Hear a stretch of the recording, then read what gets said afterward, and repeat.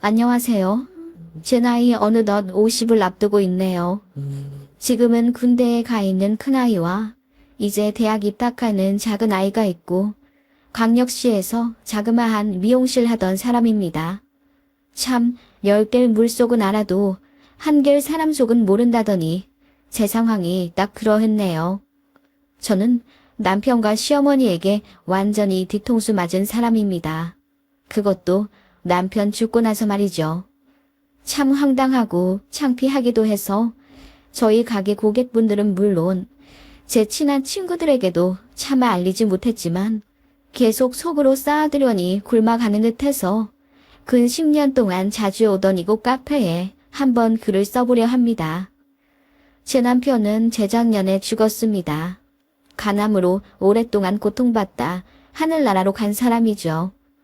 남편은 결혼 초반 건설회사에서 일했었는데 인사고과에서 낮은 점수를 받아 저희 결혼한 지 3년 정도 만에 해고를 당했고 그 이후로는 작은 회사들 전전하며 거의 알바 수준으로 돈을 벌어왔습니다. 게다가 시아버지가 생전에 돈 사고를 많이 쳐서 시댁 가게 사정이 어려웠어요. 그래서 매달 30에서 50만 원 정도는 시댁에 보내드려야 했습니다. 실질적인 가장은 거의 저였고 미용사인 저는 코피 터지도록 일했습니다. 너무 힘들어서 그런 건지 딱히 피임하지 않았는데도 임신이 안 되더군요. 남들은 결혼하고 한두 해 안에 임신하고 그러던데 저는 4년이 되도록 아이가 생기지 않아 심적으로도 많이 힘들었습니다. 나이가 많은 거면 이해를 하겠는데 저는 결혼도 일찍 한 편이었거든요. 23살에 결혼했고 건강이 안 좋은 것도 아니라 임신이 안 될 이유가 없었는데 지금 생각해보면 너무 고된 일 때문에 자연적으로 임신이 잘 안 되었던 것 같아요. 그러다 기적적으로 첫 아이가 생겼고 임신의 기쁨도 잠시 저는 만삭 때까지 허리가 끊어지도록 서서 일을 해야만 했습니다. 왜냐하면 남편이 또 회사에서 잘렸거든요. 그래서 결국 남편은 회사 다니는 것을 포기하고 그냥 집에 있게 되었어요. 그치만 남편의 가사 일이 많이 서툰 까닭에 저는 퇴근하고 나서 설거지와 빨래를 해야 했습니다. 그때 많이 다투긴 했어도 아이 둘 낳아 키워가며 어찌저찌 매일을 잘 버텨가며 살았던 것 같네요. 저는 그때 마침 좋은 스승님을 만나서 미용 기술이 많이 늘었던 까닭에 저를 찾는 단골 부자 고객님들이 많이 계셨고 또 지금은 이런 문화가 없어지긴 했지만 사모님들로부터 미용 팁도 많이 받았습니다. 어느 달은 팁으로만 월급만큼 번 적도 있으니 말 다 했죠. 그렇게 남편이 집에서 쉬는 동안 저는 아이를 둘째까지 낳았고 일도 열심히 해서 결국 결혼 10년 만에 2층짜리 주택을 매매했어요. 그래서 2층은 새 주고 1층에 저희가 살게 되었죠. 그렇게 제 몸 하나 갈아가며 열심히 살았기에 얻은 결과였어요. 그런데 시아버지 때문에 몇천 정도 시댁에 들어간 듯 하네요. 정말 갚아주기 싫었지만 남편이 원해서 갚아드렸어요. 바보 같았지만 그때는 그냥 그렇게 했습니다. 저는 그렇게 원장님 밑에서 일하다 독립해서 개인 샵을 냈어요. 제가 그토록 꿈에 그리던 원장님이 된 거죠. 사실 남편이 일만 했어도 그리고 시댁으로 빠지는 돈만 아니었어도 저는 더 일찍 독립해서 개인 가게를 차릴 수도 있었을 겁니다. 제 능력에 비해 독립이 늦었던 거죠. 그래도 불평하지 않았습니다. 뒤늦게 찾아온 저만의 기회에 감사하며 정말 열심히 일했어요. 손가락은 부르터서 물만 닿아도 아프고 맨날 서 있는 직업이라 하지 정맥류 시술도 몇 번이나 받았습니다. 남편도 저에게 고마워는 했죠. 제가 이 집안을 일으킨 은인이라고 하면서요. 아이들도 제목해가며 잘 크고 있었고 제가 해드리는 돈 덕분에 시댁도 어느 정도 돈 걱정 안 하며 살게 되었으니까요. 게다가 아이들 중학생 되었을 무렵에는 40평대 아파트도 하나 더 매매했으니 이 정도면 나름 성공한 삶이라고 자부할 수 있었습니다. 그러다가 남편이 이제 본인도 일을 하고 싶다고 하더군요. 무슨 일을 하고 싶냐고 물으니 남편이 이러더라고요. 당신 사장님 소리 원장님 소리 듣는 거 너무 부러워. 나도 나이 먹었으니 이제 누구 밑에서 일하긴 싫고 가게 하나 차리고 싶은데 좀 도와줄 수 있어? 라고 남편이 묻더군요. 솔직히 남편은 전업주부라고 하기엔 집안일도 거의 하지 않았습니다. 그나마 아이들 초등학생 저학년까지 등하원만 시켜주었고 나중에는 아이들 스스로 학교도 가고 학원도 가곤 했기에 남편이 할 일이 거의 없었어요. 게다가 다들 시꺼먼 아들내미들이니 딸들처럼 머리를 묶어준다거나 하는 세심함도 필요가 없었죠. 솔직히 말하면 남편은 그냥 백수 그 자체였고 자격증을 따기 위해 공부를 한다거나 부업 같은 것도 하지 않았어요. 앞서 말했듯이 남편은 살아생전 가사일에 서툴러 빨래와 설거지 그리고 요리를 거의 하지 못했던 사람입니다. 저는 아침 7시에 집에서 나와 저녁 8시에 퇴근했지만 출근하기 전에 가족들 먹일 음식 만들고 퇴근하고 나면 빨래랑 설거지를 하고 자야 했고요. 남편은 피곤하고 힘들다라는 이유로 아이들 아침만 겨우 차려주고 청소기 정도만 돌리며 살았어요. 그리고 저녁 반주로 소주 반병 정도 늘 먹고 잠들어 뻗어 있었고요. 그래서 퇴근하고 나면 남편이 깨어있는 모습을 보기가 힘들었습니다. 그 까닭에 제가 밀린 집안일을 하고 자야 했고요. 그런 삶이 반복될수록 저도 남편에게 실망하며 지쳐갔고 그 때문에 부부싸움도 많이 하게 되었네요. 그런 상황에서 남편이 자기도 개인 사업체를 차리고 싶다며 저에게 도와달라고 하더군요. 솔직히 말해서 집에서 집안일도 거의 안 하고 돈도 안 벌고 있는 남편이 한심하게 느껴지긴 했었네요. 그래서 내심 일하길 바랐지만 그런 뉘앙스만 풍겨도 화를 버럭 내던 남편이었기에 본인 입으로 먼저 돈을 벌고 싶다고 하는 남편의 말이 반갑게 느껴졌던 것 같습니다. 그래서 갖고 있던 2층짜리 주택을 팔아 남편 가게를 내줬어요. 텍스, 복사기 등을 판매 관리하는 대리점이었습니다. 생각보다 잘 되더라고요. 처음에는 혼자 하더니 반년 만에 직원도 뽑기 시작했고요. 그래서 2년 정도 지난 후에는 확장 이전도 하고 직원들도 5명 정도 뽑아서 운영을 하더라고요. 나름 이익을 보는 듯 했지만 그래도 번 돈 꼬박 다시 나가는 형태라 딱히 수중에 많이 남진 않았습니다. 그리고 영업해야 한다는 이유로 아침 일찍 나가 밤 10시에서 11시쯤 들어오는 경우도 많았고요. 그래도 남편도 신이 났는지 열심히 했고 저는 그런 남편의 모습이 참 좋았던 것 같아요. 그리고 돈을 못 버는 남편이라는 오명을 벗었다는 자부심 때문인지 남편은 쪼글쪼글 하던 모습도 많이 나아지고 어느덧 꽤 멋스런 사장님이 되어 있었습니다. 저도 행복했어요. 남편의 무기력한 모습만 보다가 많이 벌진 않지만 드디어 자기 일을 찾아 열심히 돈 버는 생산적인 삶을 사니 응원해주고 싶었고요. 돈 많이 못 번다고 절대로 바가지 긁지도 않았습니다. 더 잘 되겠지. 고생한다. 힘내라. 항상 응원해줬어요. 그렇게 저희 가족은 더 행복해질 거라고 생각했습니다. 그런데 큰아이 고등학생 되었을 무렵 청천벽력 같은 소식이 들려온 거죠. 남편이 복통을 호소하여 병원에 갔다가 뜻밖의 정밀 진단 소견을 받게 되었어요. 그리고 얼마 안 있어 간암 선고를 받게 되었습니다.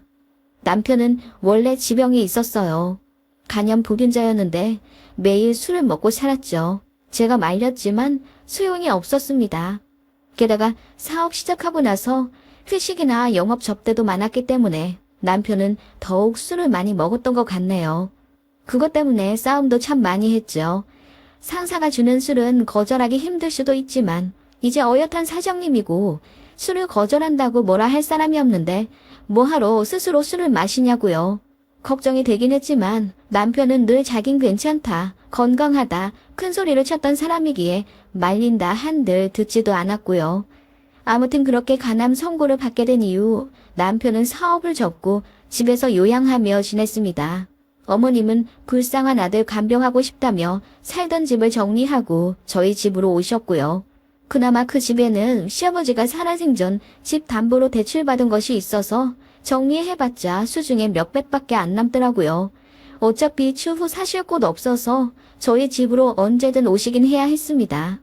저 역시 미용실을 딱 오전에만 단축 근무하고 남편 간병하느라 하루를 거의 다 쓰며 살았어요. 그리고 집에 시어머니가 계시니 솔직히 제가 요리며 집안일도 더 신경 쓰며 하게 되었고요. 어머님이 좀 깔끔하신 편인데 맞벌이 하는 저희 부부집을 돼지우리라고 표현하시며 항상 못마땅해 하셨거든요. 그래서 솔직히 남편 간호보다는 어머님 잔소리 듣고 뒤늦은 시집살이 겪느라 그게 더 힘들었던 것 같네요. 그래도 남편이 아프다고 하니 병에 좋다고 하는 음식들 다 해다 먹이고 찾아 먹이곤 했네요. 간에 다슬기가 좋다고 하길래 신선한 상품 찾으러 차로 3시간인가 혼자 운전해서 정성까지 가서 한솥 가득 가져온 적도 있고 몇 시간 동안 가스불 앞에 서서 이것저것 음식도 만들어 해다 먹이고 했고 매번 운동 싫어하는 남편 설득해 하루에 1시간 정도 웨이트와 유산소를 시켰습니다. 그럼에도 불구하고 수치는 점점 더 안 좋아지고 항암 치료도 잘 안 되더군요. 고된 병원 입퇴원을 반복하며 4년 정도 남편의 병수발을 들었습니다. 시어머니 역시 간 관련 병력이 있고 그 때문에 기력이 없다는 이유로 나중에 전적으로 남편의 병간호를 저에게 다 맡겼고 저는 남편 수발 들면서 4년 동안 10kg나 빠질 정도로 힘들었습니다. 그럼에도 불구하고 남편은 암을 이기지 못하고 결국 호스피스 전원했네요. 그리고 저는 미용실 문을 닫았습니다. 언제 떠날지 모르는 남편을 위해서요. 그렇게 1년을 꼬박 저 역시 죽을 듯이 간호해주고 남편 똥오줌 받아가며 병수발했지만 결국 남편은 하늘로 갔습니다. 그게 재작년이네요. 남편과 결혼해 살면서 그리고 간암 선고받고 남편 장례 치르기 전까지 저는 매 순간 최선을 다했다고 생각했습니다. 그럼에도 후회되는 일이 숱하게 생각나더군요. 그래도 남편 병수발 5년 들면서 저도 참 많이 힘들었네요. 장례식장에 찾아온 친구, 친척분들이 제 모습을 보고 몇 년 만에 10년은 늙은 것 같다며 제 걱정을 해줄 정도였습니다. 그렇게 사람들의 위로를 받으며 장례를 치르고 있는데 장지 전날 밤 어떤 여인이 찾아오더군요. 후련히 혼자 찾아와 절도 못하고 구석에 서서 울고 있길래 눈에 띄었습니다. 그래서 궁금은 했지만 조문객들 맞이하느라 정신이 없었고요. 그런데 어느 순간 저희 시어머니가 그 여자를 데리고 들어와 저를 시키더라고요.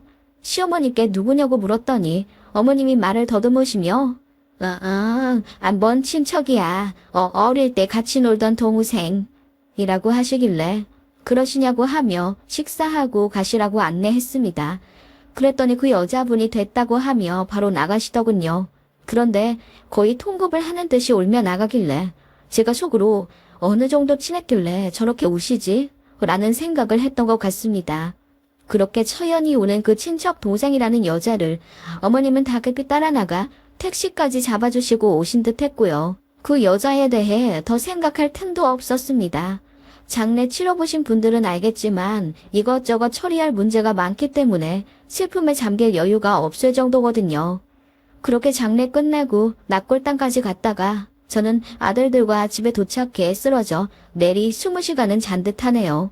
아들들은 한창 공부해야 할 시기였기에 일상으로 돌아가려 노력했고요. 그렇게 저는 남편 유품을 정리하던 중이었습니다. 장롱을 정리하다가 서랍 안쪽에서 못 보던 핸드폰이 나왔어요. 배터리가 완전히 나가 있어 켜지지도 않았는데 저희 가족은 전혀 쓰지 않는 기종이라 충전하는 선도 없더라고요. 그냥 버릴까 하다가 어쩐지 쎄한 느낌이 들어 집 근처 핸드폰 대리점에 가서 충전하는 연결 잭을 사왔습니다. 그리고 핸드폰을 켜봤죠. 그 시점 이후부터 모든 것이 완전히 바뀌게 되었네요. 그것은 판도라의 상자였기 때문입니다. 핸드폰을 여니 모르는 여자의 얼굴이 배경화면으로 되어 있었어요. 어쩐지 낯이 익은 모습이라 유심히 봤지만 딱히 떠오르는 인물이 아니었습니다. 떨리는 마음으로 메시지 함으로 들어가 봤어요. 그리고 저는 그야말로 몇 시간 동안 충격의 혼돈 속에서 헤어나오지 못하게 되었습니다. 남편에게 여자가 있었더라고요. 그 핸드폰은 그 여자와 밀회하는 데 필요한 비밀 연결고리였고요. 메시지 전부 보니까 가관도 아니더군요. 저에게 영업해야 해서 늦게 온다고 했던 날들 대부분 그 여자랑 데이트를 했나 보더라고요. 모텔, 호텔도 얼마나 갔는지 아예 둘만의 은어로 억지로 이야기하며 당연하듯 방 잡고 가는 듯 했습니다. 사진 보니 둘이 제주도도 갔더라고요. 보니까 직원들이랑 워크숍 가던 날이었는데 알고 보니 남편은 직원들이랑 같이 출발만 했고 막상 제주도 가서는 그 여자랑 거의 따로 놀았나 보더라고요. 기가 찼습니다.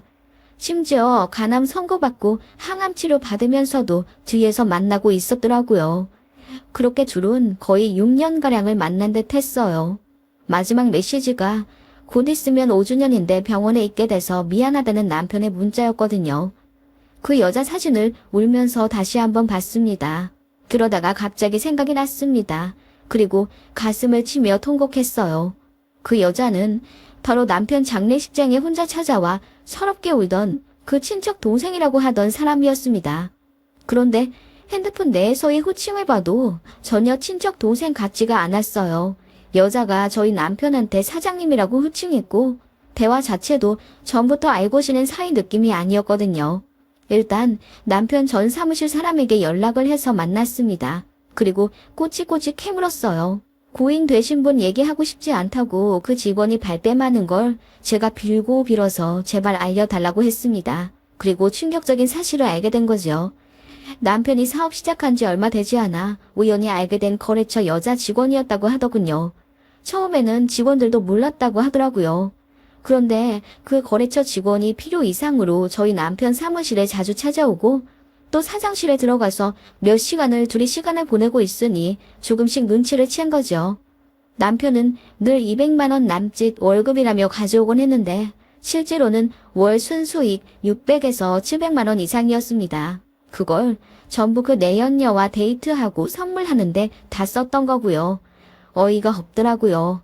저는 똥꼬 빠지게 일하며 시댁에 돈 보내고 집 사고 애들 뒷바라지하고 생활비 벌며 가방 하나도 제대로 못 사두고 다녔는데 남편이란 놈은 제가 차려준 사업으로 돈 벌면서 다 뒤로 빼돌리고 저한테 선물하다 안 사주던 사람이네요.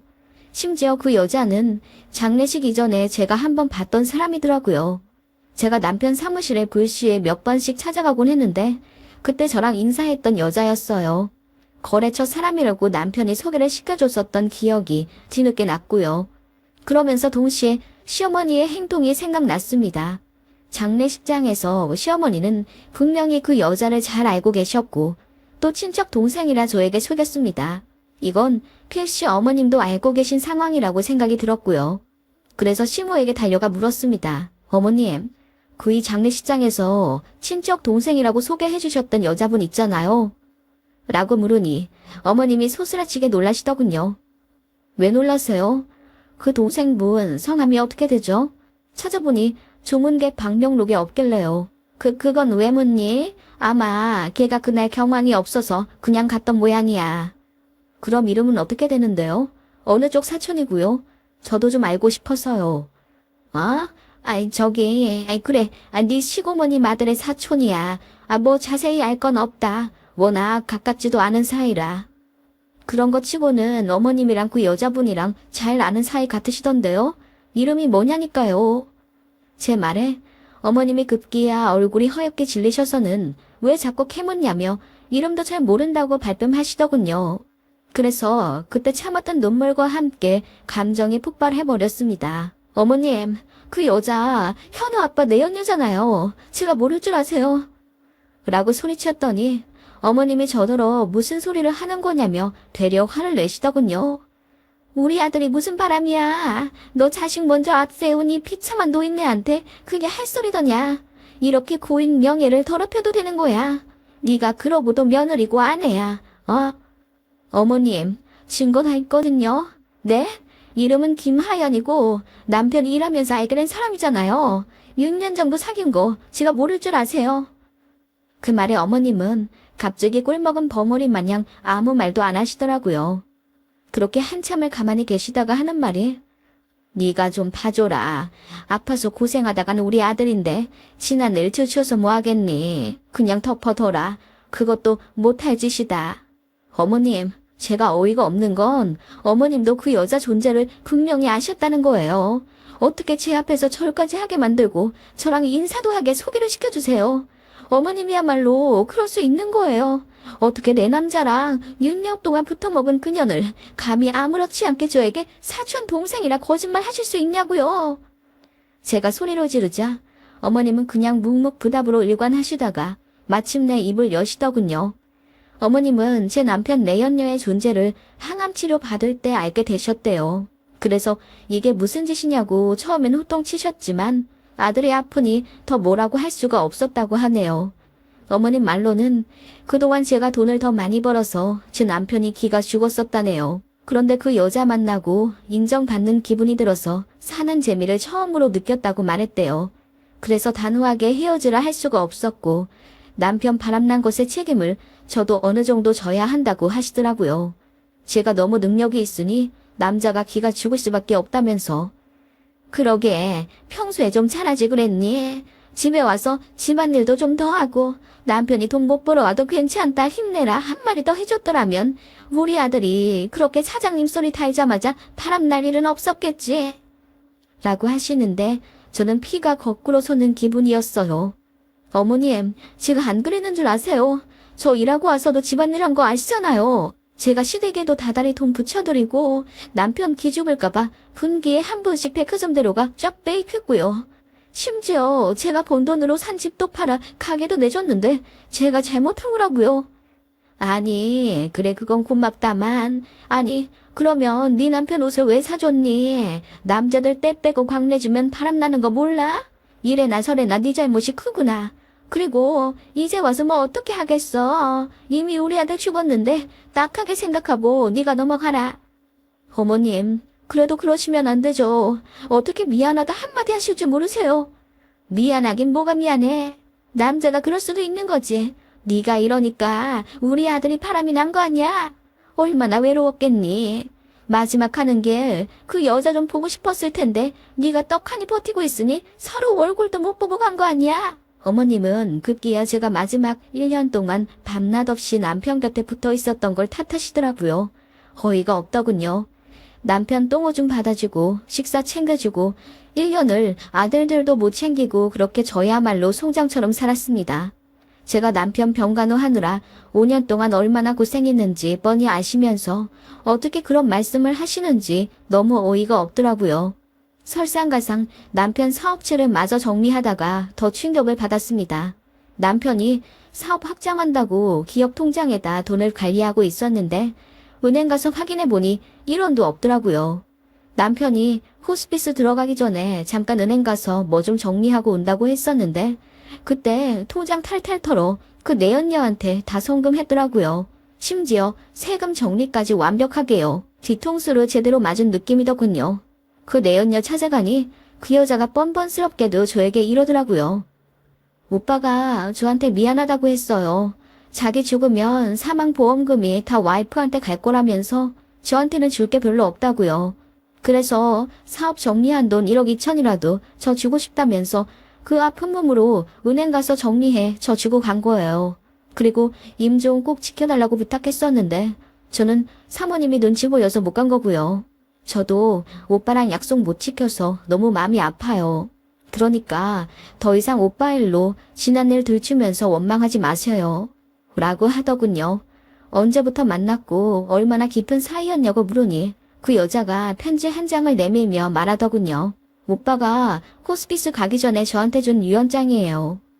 덜덜 떨리는 손으로 읽어보니 정말 가관도 아니더군요.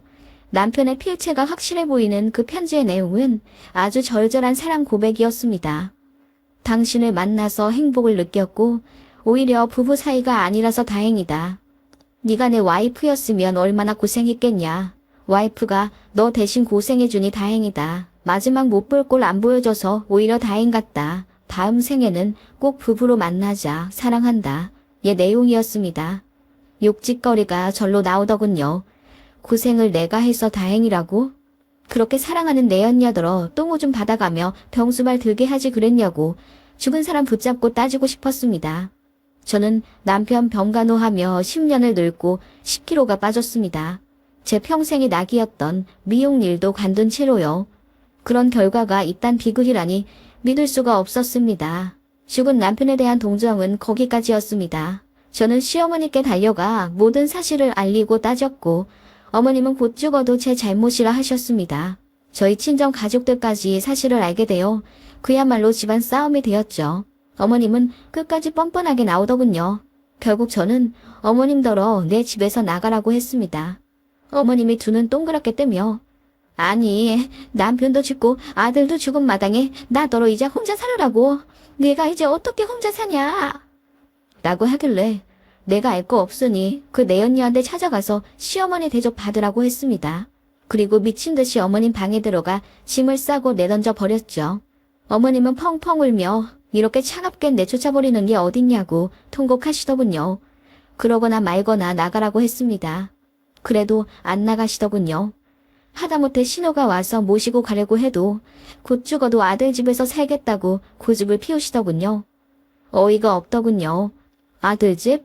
아들이 무슨 돈을 벌어왔다고요. 이거 다 제가 뼈 빠지게 벌어서 산 집입니다. 저는 결국 납골당해서 남편의 유골함까지 가져왔습니다. 일부러 비싼 사설로 거의 1,000만 원 가까이 내고 들어갔는데 그냥 방 빼버렸습니다.